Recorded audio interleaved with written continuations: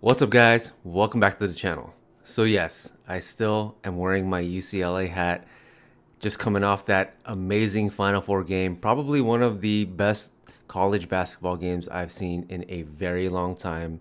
Unfortunately, it came at the hands of my beloved UCLA Bruins at the buzzer in overtime, but hats off to both teams. Gonzaga, they deserve the win. And UCLA, nothing to be ashamed of. They should be very proud of their effort throughout this tournament.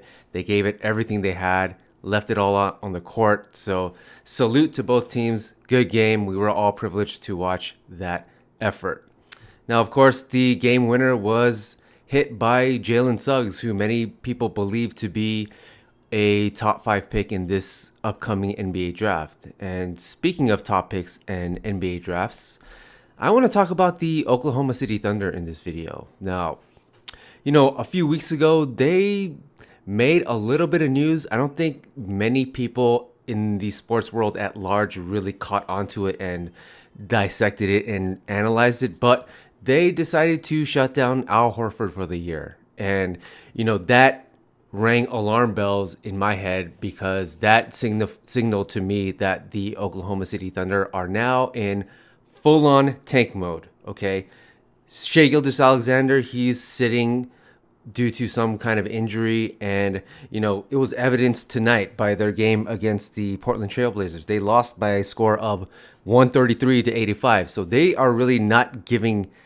winning much of a priority for the rest of the year. If you look at the standings at large, the Oklahoma City Thunder, they're sitting at like 20 and 29, and there are a good amount of teams that have worse records than them. So they have a lot of catching up to do when it comes to taking L's for the rest of the NBA season, because as we know, this upcoming 2021 NBA draft is supposed to be one of the better and deeper drafts in a long time. There's guys like Cade Cunningham, Jalen Suggs, Evan Mobley out of USC, Jalen Green, who played in the G League. There are a host of really talented prospects that are coming into the draft this season. And so, Oklahoma City, they're going to want to have one of the higher picks, And if you look at the types of picks that they have at their disposal, I mean, Sam Presti, the GM of the Oklahoma City Thunder, has done something kind of unprecedented.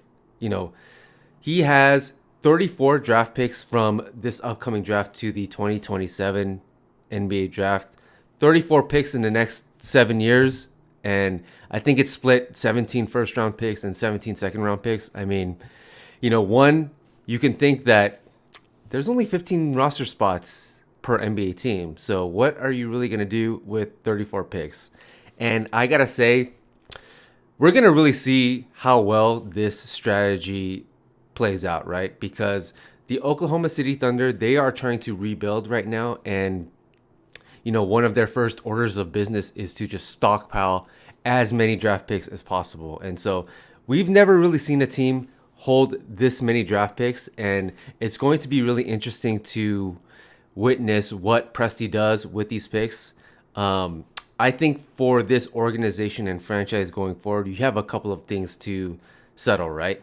One, you have your franchise player in SGA. I mean, he has proven to me that he's going to be a future All-Star and definitely the cornerstone of this franchise moving forward. I expect him to get extended with a contract similar to what De'Aaron Fox just got in this past offseason, a 5-year, $163 million type deal. I think he's definitely worth it. He's shown that he can be an all-star in this league. So they have that cornerstone franchise piece.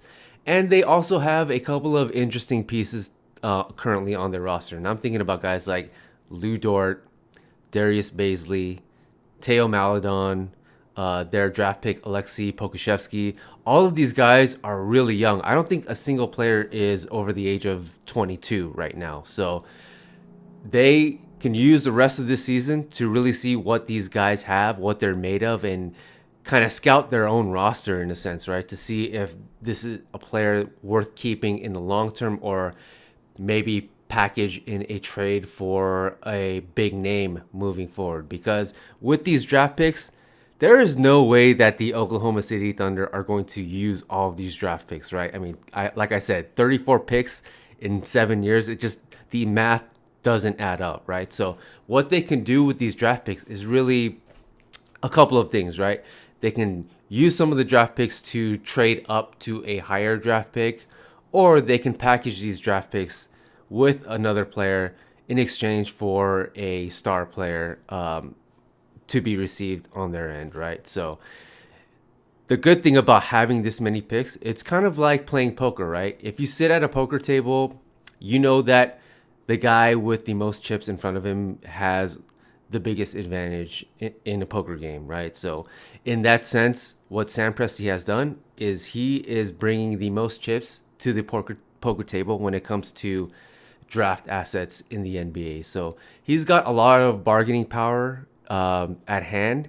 And, you know, with the rest of the season, as they are on full on tank mode, it's going to be interesting to see where they fall in the lottery. Of course, you're going to want to get to one of the, you know, bottom 3 records in the league. That gives you the greatest odds at getting a number 1 pick. I'm pretty sure that they have their eyes set on Oklahoma State's Cade Cunningham to pair with Shaq Gilgeous-Alexander. Who knows? They might even trade a few draft picks to move up in this draft, given that this is one of the deeper drafts that we've seen in a while. So let's pay attention to what Sam Presti does moving forward.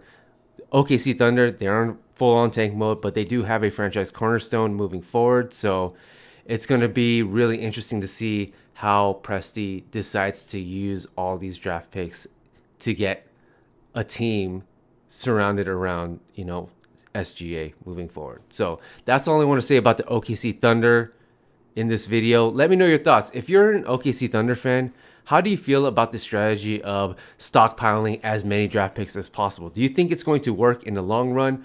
Do you feel confident in Presti's ability to manage all of these assets correctly? Or are you questioning these moves? Do you think 34 draft picks in 7 years is a bit too much? Let me know your thoughts. Also, let me know your thoughts on Al Horford. Is he going to be traded at some point in his stint with the OKC Thunder? Or should he stay on to be that veteran leadership presence for a very young team? So that's all I want to say. Thank you for watching. Please like the video and subscribe to the channel for more NBA talk. Take care as always. Grow Bruins forever, and I will see you in the next one.